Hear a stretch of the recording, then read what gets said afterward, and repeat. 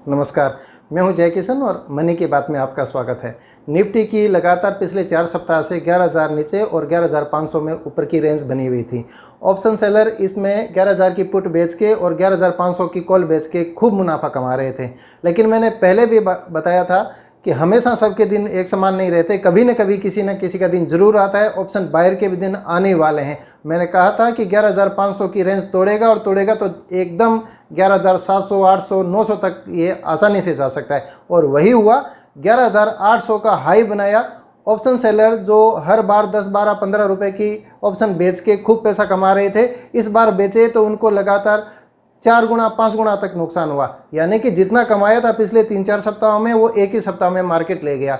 यहाँ तक भी नहीं, मार्केट ऊपर गया और जो शॉर्ट बैठे थे उनको शॉर्ट में कटाया, और उसी दिन जो नीचे लॉन्ग बैठे थे उनको भी कटा दिया। यानी कि एक ही दिन में निफ्टी में 450 अंकों की गिरावट दर्ज की गई, और इस गिरावट में न जाने कितनों के हाथ जले हैं। यही शेयर मार्केट का उसूल है, यही उसका तरीका है काम करने का। वो जिस तरफ जाता है उस तरफ सब कुछ समेट के आता है। इस बार सप्ताह की रेंज 11,250 और 11,950 के बीच की मानी थी, जो कि 11,800 का हाई लगा के और 11,400 तक का 350 तक का निचला स्तर छू के आज निफ्टी 11,550 के आजू बाजू है। यानी कि अभी भी इसी सप्ताह इसी रेंज बाउंड में, इसी रेंज में रहने का पूरा अनुमान है। केवल एक ट्रेडिंग सेशन बचा है। पिछले वीडियो में ये वादा किया था कि उस सेक्टर स्पेसिफिक या स्टॉक स्पेसिफिक की बात करेंगे जिसमें अभी भी जान बाकी है।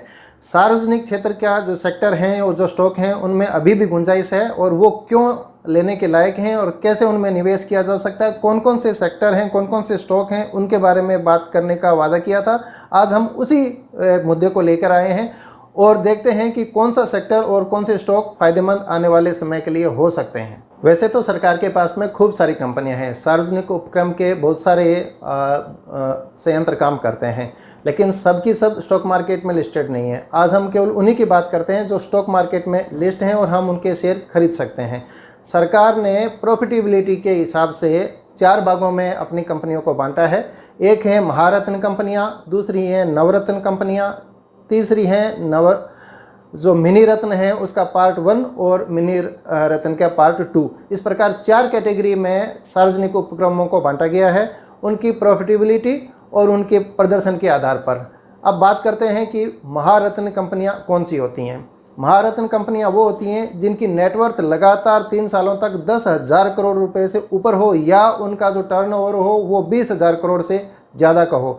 साथ ही साथ लगातार पिछले 3 सालों से उनका मुनाफा 15% सालाना से अधिक रहा हो। ऐसी कंपनियों को महारत्न कंपनियां कहते हैं। BPCL, गेल, भेल, कोल इंडिया, ऐसी कई कंपनियां हैं, NTPC भी जिसमें शामिल है, जो सार्वजनिक उपक्रमों में महारत्न कंपनियां हैं। इन कंपनियों पर निगाह रखी जा सकती है। ये बेहतर क्यों है? क्योंकि एक तो उनकी नेटवर्थ ज़्यादा है, उनका टर्नओवर ज़्यादा है, लगातार प्रॉफिटेबिलिटी जो है वो 15% से अधिक लगातार पिछले 3 सालों से बनी हुई है, और महारत्न कैटेगरी में वो शामिल हैं। इसलिए इन कंपनियों पर अपना ध्यान फोकस किया जा सकता है। उसके बाद में बात आती है नवरत्न कंपनियों की। नवरत्न कंपनियां, उनकी नेटवर्थ कम से कम 1,000 करोड़ रुपए होनी चाहिए, और वो लगातार पिछले 3 सालों से लाभ अर्जित कर सकने वाली होनी चाहिए। यानी कि उनकी जो प्रॉफिटेबिलिटी है वो लगातार 3 साल से बनी हुई होनी चाहिए। साथ ही किसी न किसी एक साल में उनकी 30 करोड़ रुपए सालाना की जो प्रॉफिटेबिलिटी है वो होनी चाहिए। इसके बाद में बारी आती है मिनी रत्न, जो प्रथम प्रकार के हैं और द्वितीय प्रकार के हैं। नवरत्न कंपनियों के लिए शर्त यह है कि उनकी नेटवर्थ कम से कम 1,000 करोड़ रुपए होनी चाहिए, और वो लगातार पिछले 3 सालों से लाभ अर्जित कर रही होनी चाहिए। साथ ही उनका जो 1 साल का कम से कम लाभ है वो किसी भी पिछले 3 सालों में 30 करोड़ से अधिक का होना चाहिए। ऐसी कंपनियों को नवरत्न कंपनियों की श्रेणी में रखा जाता है। PFC, REC, HAL, नाल्को आदि ये जो हैं वो नवरत्न कंपनियां हैं। इसके बाद में बारी आती है मिनी रत्न कंपनियों की। मिनी रत्न कंपनियों में airport authority of India limited, HAL, Hindustan aeronautics limited, ये जो कंपनियां हैं ये मिनी रत्न कंपनियां। इनकी नेटवर्थ फिक्स का क्राइटेरिया नहीं होता। इनका क्राइटेरिया ये होता है कि वो पिछले 3 सालों से लगातार लाभ अर्जित कर सकने वाली होनी चाहिए। अब बात आती है कि जो महारत्न कंपनियां हैं, नवरत्न कंपनियां हैं या मिनी रत्न कंपनियां हैं, उनमें से किन में निवेश किया जाना चाहिए या कौन से बेहतर हो सकती हैं। तो जाहिर है कि जो बड़े प्लेयर हैं, अच्छे जो स्ट्रॉन्ग हैं, लगातार पिछले 3 सालों से अच्छा लाभ कमा रहे हैं, अच्छा ग्रो कर रहे हैं, नए नए प्रोजेक्ट हैं, उनके लाभ में आने की संभावना अधिकतम होती है। इसलिए वो थोड़ा सुरक्षित भी होती हैं कि अगर उनको कोई छोटा मोटा लॉस भी लगे तो भी उनकी नेटवर्थ इतनी ज़्यादा होती है कि वो उसको पूरा भरपाई कर सकती हैं। इसलिए जो महारत्न कंपनियां हैं उनमें निवेश के लायक स्टॉक अच्छे मिल जाते हैं। उन महारत्न कंपनियों में कौन से जो स्टॉक हैं वो निवेश के लायक हैं, इसके बारे में भी एक बार हम दोबारा चर्चा कर लेते हैं। महारत्न कंपनियों में ऑयल एंड नेचुरल गैसेस के जो कंपनियां हैं वो आपको मिल जाएंगी। उसके अलावा एनटीपीसी जो थर्मल पावर कॉरपोरेशन है वो आपको मिल जाएगी। रूरल इलेक्ट्रिफिकेशन की जो कंपनियां हैं वो आपको मिलेंगी। आरईसी और पावर फाइनेंस कंपनी जो पावर को फाइनेंस करती हैं, इस प्रकार की कंपनियां आपको मिल जाएंगी।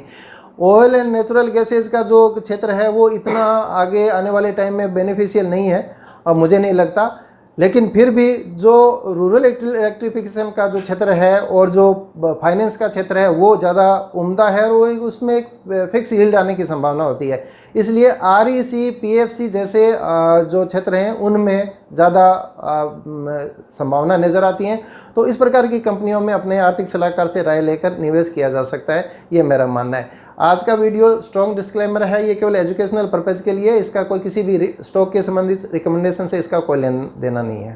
स्टॉक मार्केट से संबंधित सवालों का जवाब हासिल करने के लिए आप हमें askjkbari@gmail.com पर ईमेल कर सकते हैं और अपने सवालों के जवाब हासिल कर सकते हैं। आप हमारा मनी की बात चैनल भी सब्सक्राइब कर सकते हैं। बने रहिए। नमस्ते।